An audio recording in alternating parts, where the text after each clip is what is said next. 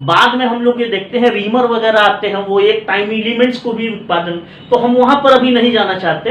हम तो एक संक्षिप्त व्याख्या आपको करना चाहते हैं कि उत्पादन के बेसिकली 3 संसाधन होते हैं। इन तीनों संसाधनों के अभाव में किसी भी वस्तु और सेवा का उत्पादन संभव नहीं है। किसी भी वस्तु को उत्पादन करेंगे तो अवश्य इन तीनों का प्रयोग एक निश्चित अनुपात में करेंगे। इनमें से एक संसाधन के शून्य होने पर कुल उत्पादन की मात्रा क्या होगी? शून्य हो जाएगी। उदाहरण एक दो ले लेते हैं। जैसे हम लोग खेतों में गेहूं का उत्पादन करते हैं, तो वहां पर स्पष्ट है कि हम जब खेत में गेहूं उत्पादन करेंगे तो लेबर अवश्य लगाएंगे, यानी श्रम लगाएंगे। श्रम के अभाव में कोई वस्तु और सेवा वहां नहीं उत्पन्न हो सकता। इसी तरीके से हम लोग ये देखते हैं कि कैपिटल का प्रयोग करेंगे, जैसे खुरपी का प्रयोग करते हैं, फड़ुआ का प्रयोग करते हैं, ट्रैक्टर का प्रयोग करते हैं, थ्रेशर का प्रयोग करते हैं, जनरेटर का प्रयोग करते हैं। जितने भी उपकरण मशीन है, अगर उसका प्रयोग करते हैं तो हम लोग ये देखते हैं कि गेहूं के उत्पादन में पूंजी का प्रयोग किया जा रहा है। इसी तरीके से गेहूं अगर उत्पादन करेंगे तो निश्चित है सरफेस का प्रयोग करेंगे, सरफेस की उर्वरता का प्रयोग करेंगे, वाटर, टेम्परेचर, ह्यूमिडिटी और एयर का भी प्रयोग करेंगे। इसका मतलब यह है कि गेहूं को उत्पादन में ये तीनों संसाधन लगाए जाएंगे या तीनों संसाधन नियोजित होंगे। इनमें से कोई एक संसाधन शून्य होने पर कुल उत्पादन की मात्रा क्या होगी? शून्य हो जाएगी। इसी तरीके से जैसे हम ये मान लेते हैं कि एसी या पंखा का उत्पादन करते हैं, तो वहां पर भी तीनों संसाधन लगाएंगे। अगर पंखा का उत्पादन करेंगे तो हम लोग ये देखते हैं कि इंडस्ट्री एक स्थापित करेंगे। इंडस्ट्री में हम लोग ये देखते हैं कि सबसे पहले आप क्या करेंगे? लेबर लगाएंगे। इंडस्ट्री में क्या होता है? एक भवन बनाया जाता है, नीचे बड़े बड़े प्लांट लगाए जाते हैं उसके। इसका मतलब है कि मशीन और प्लांट का प्रयोग किया जाएगा, यानी पूंजी का प्रयोग किया जाएगा। इसी तरीके से जब पंखा या एसी का प्रयोग करेंगे तो आपको लोहा की जरूरत होगी, तांबा की जरूरत होगी, कोयला इत्यादि की जरूरत होगी। इंडस्ट्री स्थापित कहाँ करेंगे? सरफेस पे करेंगे। इसी तरीके से आपको वाटर, टेम्परेचर, ह्यूमिडिटी, एयर का प्रयोग करना होगा। इसका मतलब है कि पंखा या एसी के उत्पादन में भूमि का भी प्रयोग आप अवश्य करेंगे। इस तरीके से हम लोग ये देखते हैं कि दुनिया में आप किसी भी इकोनॉमी में जाकर कहीं वस्तु का उत्पादन करेंगे तो आवश्यक रूप से ये तीनों संसाधन नियोजित करेंगे। इनमें से कोई एक संसाधन के शून्य होने पर कुल उत्पादन की मात्रा क्या होती है? शून्य हो जाती है। अब चलिए हम लोग ये देखते हैं कि ये तो संसाधन हो गया और इसके अभाव में ये भी पता चल गया कि वस्तु और सेवा का उत्पादन नहीं होता। अब जरा एक चीज और हम लोग समझ लेते हैं, लेबर किसके पास होता है? लेबर श्रमिक वर्ग के पास होता है, यानी लेबर ग्रुप्स के पास होता है। जब कोई व्यक्ति अपनी श्रम देता है किसी को तो बदले में एक प्रतिफल की मांग करता है, और जो प्रतिफल लेबर को पे या भुगतान किया जाता है उसी को मजदूरी या वेजेस कहते हैं। इसी तरीके से हम लोग ये देखते हैं कि पूंजी किसके पास होता है? पूंजी जिसके भी पास होगा उसे पूंजीपति कहेंगे। जब वो पूंजीपति किसी अन्य व्यक्ति को पूंजी प्रयोग करने के लिए देगा तो बदले में एक प्रतिफल की मांग करेगा, और जो प्रतिफल प्रयोगकर्ता उसे देता है उसी को ब्याज कहते हैं। इस तरीके से पूंजी के प्रतिफल के रूप में जो भुगतान किया जाता है उसे ब्याज कहते हैं। इसी तरीके से भूमि जिसके पास होता है उसे क्या कहते हैं? भूमिपति कहते हैं। और भूमिपति जो होता है जब अपनी भूमि किसी अन्य व्यक्ति को प्रयोग करने के लिए देता है तो बदले में एक प्रतिफल की मांग करता है, और जो प्रतिफल प्रयोग करता उसे देता है उसे रेंट या लगान करते हैं। तो इस तरीके से हम लोग ये देखते हैं कि ये इन साधनों की पारितोषिक हो जाती है, प्रतिफल हो जाती है। इसे मजदूरी दिया जाता है, इसे ब्याज दिया जाता है, और इसे क्या किया जाता है? रेंट दिया जाता है। ये हो गए प्रतिफल या भुगतान जो संसाधनों को किया जाता है। वितरण के सिद्धांत में इसका महत्वपूर्ण रोल होता है। अब यहां पर हम लोग चर्चा कर लेते हैं कि संसाधन का स्वरूप कैसा होता है। तो संसाधन के स्वरूप के बारे में विचार कर ले। जैसे आवश्यकता का स्वरूप कैसा होता है? अनंत होता है। हम लोग ये देखते हैं कि दुनिया के किसी भी देश में यह देखा जाता है कि संसाधन क्या होती है? सीमित होती है।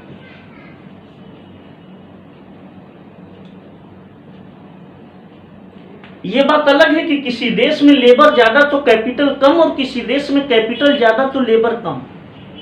लेकिन हम लोग ये देखते हैं कि दुनिया या संसार के सभी देशों में संसाधन जो होती है वो सीमित होती है।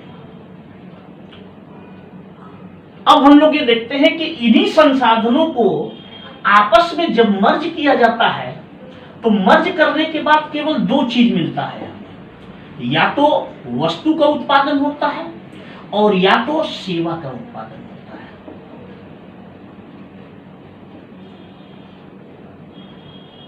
जब इनको आपस में कंबाइन करते हैं और कंबाइन करने के बाद जो हम रिटर्न या प्रतिफल प्राप्त करते हैं उसी को क्या कहते हैं, वस्तु और सेवा। और इन्हीं वस्तु और सेवा का प्रयोग करके मनुष्य अपनी जरूरत को क्या करता है, पूरा करता है। तो ये तय हो गया, संसाधन क्या होते हैं, सीमित होते हैं। इन संसाधनों को कंबाइंड या संयोजित जब करते हैं तो निश्चित है कि केवल दो ही चीज का उत्पादन होता है, या तो वस्तु का या तो सेवा का। अर्थशास्त्र में किसी तीसरे चीज का उत्पादन नहीं होता है। वस्तु एक जिसका अपना आकार होता है, यानी जो स्पर्शीय होता है और इसके उपभोग से मनुष्य को संतुष्टि मिलती है। सेवा जिसका कोई आकार नहीं होता और स्पर्शीय होता है और इसके प्रयोग से भी मनुष्य या उपभोक्ता या व्यक्ति को संतुष्टि की प्राप्ति होती है। इस तरीके से हम लोग ये देखते हैं कि दुनिया की कोई अर्थव्यवस्था हो, चाहे इकोनॉमी इंडियन हो, चाहे ब्रिटानी, चाहे अमेरिकी, लेकिन वो दो ही चीज का उत्पादन करते हैं, या तो वस्तु का या तो सेवा का। और सबसे बड़ी खूबी यही है कि इन्हीं वस्तु तथा सेवा का प्रयोग करके मनुष्य अपनी आवश्यकता को क्या करता है, पूरा करता है। अब अर्थशास्त्र में झगड़ा किस बात का है, झगड़ा इस बात का है कि आवश्यकता क्या होती है, असीमित होती है, जबकि संसाधन क्या होते हैं, सीमित होते हैं। इन दोनों के बीच में समायोजन या संतुलन को स्थापित किया जाता है और इसी संतुलन को क्या कहते हैं, इकोनॉमिक्स कहते हैं। देखिए हमने शुरू कहां से किया था, आवश्यकता से। इन संसाधनों को बताया, संसाधन क्या होते हैं, सीमित होते हैं। इन संसाधनों को जब हम लगाते हैं तो दो चीज का उत्पादन होता है, वस्तु और सेवा का। इन्हीं वस्तु और सेवा का प्रयोग करके मनुष्य अपनी जरूरत या आवश्यकता को क्या करता है, पूरा करता है। तो यहीं पर वापस आ जाते हैं। अब देखिए इसकी विशेषता यह है, इसका स्वरूप यह है कि यह असीमित है और इसका स्वरूप यह है कि यह सीमित है। इन दोनों के बीच में हम लोग ये देखते हैं कि संतुलन स्थापित जो किया जाता है या करने का काम कौन करता है, अर्थशास्त्र। यानी यही संतुलन को स्थापित करना अर्थशास्त्र है। अब संतुलन का अध्ययन आप कहां करते हैं, कला के क्षेत्र में करते हैं या विज्ञान के क्षेत्र में करते हैं? तो जाहिर सी चीज है कि आप कला नहीं बल्कि विज्ञान के अंतर्गत अध्ययन करते हैं। तो इसका मतलब है कि अर्थशास्त्र क्या है, एक विज्ञान है। कला इसे नहीं कर सकते, क्यों? क्योंकि इसमें संतुलन का अध्ययन किया जाता है, यानी असीमित आवश्यकता और सीमित साधन के मध्य संतुलन किया जाता है और संतुलन का अध्ययन विज्ञान में किया जाता है। अतः अर्थशास्त्र एक प्रकार का क्या है, विज्ञान है, इसे कला नहीं कर सकते। इसी तरीके से हम लोग ये देखते हैं कि आवश्यकता हमेशा बदलती रहती है, कोई डायनेमिक है। इसका मतलब है कि ये मानव व्यवहार से कहीं ना कहीं क्या होता है, अभिभूत होता है या प्रभावित होता है। दूसरा, संसाधनों का प्रयोग कौन करता है? तो संसाधनों का प्रयोग करने वाला व्यक्ति कौन होता है, मनुष्य होता है।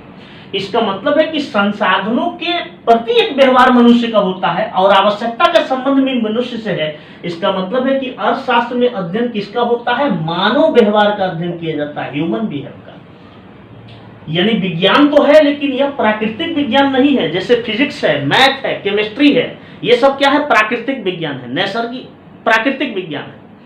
लेकिन अर्थशास्त्र कैसा विज्ञान है, तो ये मानवीय व्यवहार का विज्ञान है। इसका मतलब है कि अर्थशास्त्र सामाजिक विज्ञान की एक शाखा है, ये प्राकृतिक विज्ञान की एक शाखा नहीं है। तो इस तरीके से हम लोग ये देखते हैं कि अर्थशास्त्र कैसा विज्ञान है, मानवीय व्यवहार का विज्ञान है।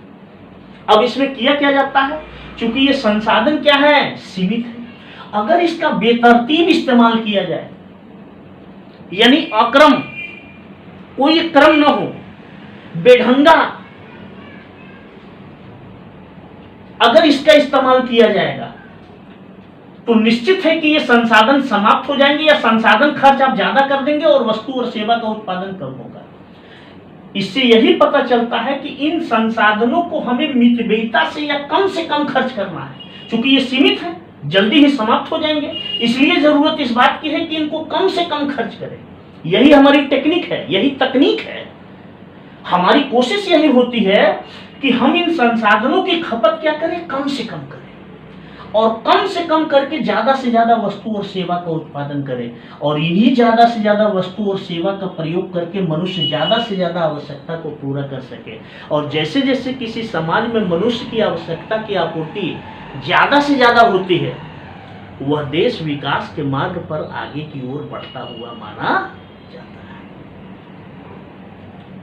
तो इस तरीके से हम लोग ये देखते हैं कि इन संसाधनों को मितव्ययिता से खर्च करना होगा, यानी हमें ऐसी तकनीक एडॉप्ट करना होगा जिसमें कि इन संसाधनों की खपत कम हो और उत्पादन क्या हो, ज्यादा हो, ताकि मनुष्य की आवश्यकता की आपूर्ति ज्यादा से ज्यादा क्या हो सके। तो इस तरीके से हम लोग ये देखते हैं कि यही अर्थशास्त्र का महत्वपूर्ण काम है। तो अर्थशास्त्र का पहला काम क्या है, संतुलन स्थापित करना। और इस संतुलन कैसे, इन संसाधनों की कम खपत करके ज्यादा से ज्यादा वस्तु और सेवा का उत्पादन किया जाए, और ज्यादा से ज्यादा वस्तु और सेवा का उत्पादन करके मनुष्य की आवश्यकता को ज्यादा से ज्यादा पूरा किया जाए। अब देखिए, हमने दो शब्द पहले ही निकाला। अर्थशास्त्र क्या है, एक विज्ञान है, यानी अर्थशास्त्र क्या है, एक विज्ञान है। दूसरा हमने बताया कैसा विज्ञान है, तो मानवीय व्यवहार का विज्ञान है, इसीलिए अर्थशास्त्र को सामाजिक विज्ञान की एक शाखा माना जाता है। अब हम कुछ भी नया नहीं करते हैं, कहानी हमने पूरा बता दिया। मनुष्य जन्म लेता है, उसकी आवश्यकता जन्म लेती है। आवश्यकता क्या होती है, असीमित होती है। दूसरी ओर मनुष्य जिस इकोनॉमी में जन्म लेता है वहां संसाधन होते हैं। संसाधन किसे कहते हैं, जिसके सहायता से वस्तु और सेवा का उत्पादन करते हैं। संसाधन मोटे तौर पर 3 वर्गों में बटे हैं। हम लोग ये देखते हैं कि जब इसको कंबाइन करते हैं तो निश्चित है कि 2 चीज का उत्पादन होगा, या तो वस्तु और सेवा। संसाधन कैसा होता है, सीमित होता है। इन्हीं सीमित संसाधनों का प्रयोग करके हम वस्तु और सेवा का उत्पादन करते हैं, और इन्हीं वस्तु और सेवा से मनुष्य की आवश्यकता की आपूर्ति होती है। अब इन्हीं वाक्यों को आप क्या करेंगे, इन्हीं शब्दों को केवल जोड़ दीजिए, और जब इन शब्दों को जोड़ देंगे तो आपको अर्थशास्त्र की परिभाषा मिलेगी। तो देखिए, हम जोड़ने की कोशिश कर रहे हैं। अर्थशास्त्र, हम कुछ नया नहीं करेंगे, बस केवल इन शब्दों को ही जोड़ेंगे और वही परिभाषा होगी। देखिए, अर्थशास्त्र मानवीय व्यवहार का वह विज्ञान है। अर्थशास्त्र मानवीय व्यवहार का वह विज्ञान है जिसमें सीमित साधनों के बेहतर या वैकल्पिक प्रयोग द्वारा, बेहतर प्रयोग का मतलब कम से कम खर्च करके, अर्थशास्त्र मानवीय व्यवहार का वह विज्ञान है जिसमें सीमित साधनों के वैकल्पिक या बेहतर प्रयोग द्वारा, प्रयोग जब भी करेंगे वस्तु और सेवा का उत्पादन होगा, तो बेहतर प्रयोग द्वारा आवश्यकता को पूरा करने का विश्लेषण किया जाता है। एक बार फिर से, अर्थशास्त्र मानवीय व्यवहार का वह विज्ञान है जिसमें सीमित साधनों के बेहतर या वैकल्पिक प्रयोग द्वारा आवश्यकता को पूरा करने का विश्लेषण किया जाता है। तो वस्तु और सेवा का उत्पादन का मतलब है कि आवश्यकता पूरा होगा। तो इस तरीके से हम लोग ये देखते हैं कि यह अर्थशास्त्र की परिभाषा है, अभी तक की सबसे अच्छी और उत्तम परिभाषा है।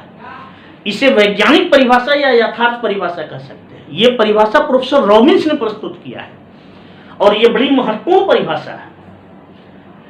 अभी तक हम लोग ये देखते हैं कि सबसे ज्यादा मान या वैज्ञानिक परिभाषा यही है, तो इसी परिभाषा को आप कहीं पर भी बताएं। तो अर्थशास्त्र मानवीय व्यवहार का वह विज्ञान है जिसमें सीमित साधनों के बेहतर प्रयोग द्वारा आवश्यकता को पूरा करने का विश्लेषण या अध्ययन किया जाता है। यह है अर्थशास्त्र की परिभाषा। अब देखिए, इस परिभाषा से केवल ये थोड़े पता चलता है कि अर्थशास्त्र क्या है, यहां से बहुत कुछ पता चल जाता है। एक चीज तो यह है कि अर्थशास्त्र आर्ट या कला नहीं है, अर्थशास्त्र विज्ञान है, लेकिन कैसा विज्ञान है, प्राकृतिक विज्ञान नहीं है बल्कि सामाजिक विज्ञान। अक्सर ये सवाल पूछा गया है आप लोगों से कि अर्थशास्त्र विज्ञान के किस शाखा से संबंध रखता है, सामाजिक विज्ञान से। इसी तरीके से श्रम उत्पादन का कैसा साधन है, याद रखिएगा, सक्रिय साधन है। इसी तरीके से भूमि उत्पादन का कैसा साधन है, तो विशिष्ट साधन है। क्यों? क्योंकि ये ईश्वर प्रदत्त है, इसकी मात्रा को हम बढ़ा और घटा अपने से नहीं सकते। ईश्वर जब चाहेगा वही करेगा। इस तरीके से हम लोग ये देखते हैं कि ये क्या है, विशिष्ट साधन, इसकी पूर्ति पूर्णतः बेलोचदार होती है। इसका मतलब है इसकी पूर्ति को या इसकी मात्रा को न तो हम बढ़ा सकते हैं न तो घटा सकते हैं। जबकि पूंजी सर्वाधिक गतिशील साधन मानी जाती है। हालांकि गतिशीलता प्रयोग के आधार पर है, लेकिन फिर भी आप इन तीनों में कह सकते हैं कि सबसे अधिक गतिशील साधन पूंजी है। जबकि हम लोग ये देखते हैं कि भूमि उत्पादन की विशिष्ट साधन है, इसकी पूर्ति पूर्णतः बेलोचदार होती है या इसकी पूर्ति पूर्णतः दुर्लभ होती है। इसी तरीके से हम लोग ये देखते हैं कि भूमि की सीमितता के कारण ही भूमि पर लगान की उत्पत्ति होती है। तो उत्पादन के 3 साधन हैं। इसी तरीके से इस परिभाषा से अर्थशास्त्र का उद्देश्य भी स्पष्ट हो जाता है। अर्थशास्त्र का उद्देश्य क्या है? अक्सर ये सवाल पूछा गया है, सिविल तक में पूछा गया है कि अर्थशास्त्र का उद्देश्य क्या है। तो उद्देश्य में दिया जाता है उत्पादन को अधिकतम करना, लाभ को अधिकतम करना, सामाजिक कल्याण के स्तर को अधिकतम करना, और यह भी दिया जाता है सीमित या दुर्लभ साधनों में आवश्यकता को पूरा करना। आप जानते हैं कि आवश्यकता, मनुष्य सब आवश्यकता तो नहीं, लेकिन विशेष या कुछ खास आवश्यकता पूरा कर सकता है। इसलिए अर्थशास्त्र का उद्देश्य सीमित साधनों में आवश्यकता को पूरा करना है। इस परिभाषा से उद्देश्य ही नहीं पता चलता, बल्कि इस परिभाषा से सिलेबस भी पता चल जाता है। जैसे इंडियन इकोनॉमी आप लोग अक्सर पढ़ते हैं, ये चर्चा का विषय वस्तु होता है। अब आप देखिए, इंडियन इकोनॉमी में सबसे पहला चैप्टर आप क्या पढ़ते हैं? राष्ट्रीय आय का। तो राष्ट्रीय आय का मतलब आप क्या समझते हैं? राष्ट्रीय आय का मतलब ही है, अगर आप माइक्रो इकोनॉमिक्स पढ़ते हैं तो माइक्रो इकोनॉमिक्स का भी सिलेबस निकल आएगा। तो पहले माइक्रो इकोनॉमिक्स का ले लेते हैं। तो माइक्रो इकोनॉमिक्स में आप सबसे पहला चैप्टर क्या पढ़ते हैं? तो मनुष्य जब जन्म लेता है तो उसकी आवश्यकता जन्म लेती है। आवश्यकता का संबंध ही किससे होता है? आवश्यकता पूरा करने के लिए मनुष्य क्या करेगा? मांग करेगा। इसका मतलब है कि थ्योरी ऑफ डिमांड पढ़ेंगे, यानी कंज्यूमर बिहेवियर थ्योरी आप पढ़ेंगे, उपभोक्ता व्यवहार के सिद्धांत को आप पढ़ेंगे। और उपभोक्ता व्यवहार का सिद्धांत ये पहला चैप्टर माइक्रो इकोनॉमिक्स व्यष्टि अर्थशास्त्र है। इसी तरीके से हम लोग ये देखते हैं कि ये उपभोक्ता व्यवहार का, अब देखिए इन संसाधनों को लगाते हैं तो आपको कुछ प्रतिफल मिलता है। वो प्रतिफल क्या है? वस्तु और सेवा। इसे आप क्या करते हैं? उत्पादन करते हैं। इसका मतलब है कि उत्पादन का सिद्धांत आपका दूसरा चैप्टर होगा। अब इन वस्तु और सेवा पर आप संसाधन खर्च करते हैं, इसका मुद्रा के रूप में मूल्य निकाल लीजिए, वही वस्तु की लागत हो जाएगी। इसका मतलब है कि तीसरा सेगमेंट जो होगा वो लागत फलन पढ़ेंगे, जो उत्पादन फलन से ही क्या है? इंटर रिलेटेड है। अब देखिए, उत्पादन कौन करता है? उत्पादक। उत्पादक वस्तु एक जगह लेकर जाएगा और दूसरी ओर कंज्यूमर ग्रुप जो होगा वो वस्तु लेने पहुंचेगा। जहां कंज्यूमर यानी जहां पर उपभोक्ता और जहां पर उत्पादक दोनों इकट्ठे होंगे, वहीं पर क्या क्रिएट हो जाएगा? मार्केट। इसका मतलब है कि बाजार के बारे में आप यहां पर पढ़ेंगे। ये अगला सेगमेंट है माइक्रो इकोनॉमिक्स का। इसी तरीके से हम लोग ये देखते हैं कि जब मार्केट पढ़ लेंगे तो मार्केट में वस्तु बिक जाएगी, यहाँ पर पैसा प्रोड्यूसर्स को मिल जाएगा, एंटरप्रेन्योर को। अब एंटरप्रेन्योर इसी पैसे में से किसको देगा? लेबर को। इसी पैसे में से कैपिटल को देगा, इसी पैसे में से लैंड को देगा। अब जो देगा यहाँ पर क्या देगा? मजदूरी। मजदूरी का सिद्धांत वितरण का सिद्धांत, इसी को वितरण का सिद्धांत करते हैं, यानी बंटवारा। तो जो आय होगा उस आय का बंटवारा वितरण के सिद्धांत में पढ़ते हैं। ये माइक्रो इकोनॉमिक्स का लास्ट सेगमेंट है, थ्योरी ऑफ डिस्ट्रीब्यूशन। तो ये माइक्रो इकोनॉमिक्स। इसी तरीके से मैक्रो इकोनॉमिक्स का भी सिलेबस यहीं से निकलता है। इसी तरीके से हम लोग ये देखते हैं कि इकोनॉमी डेवलपमेंट और ग्रोथ का भी यहीं से निकलता है।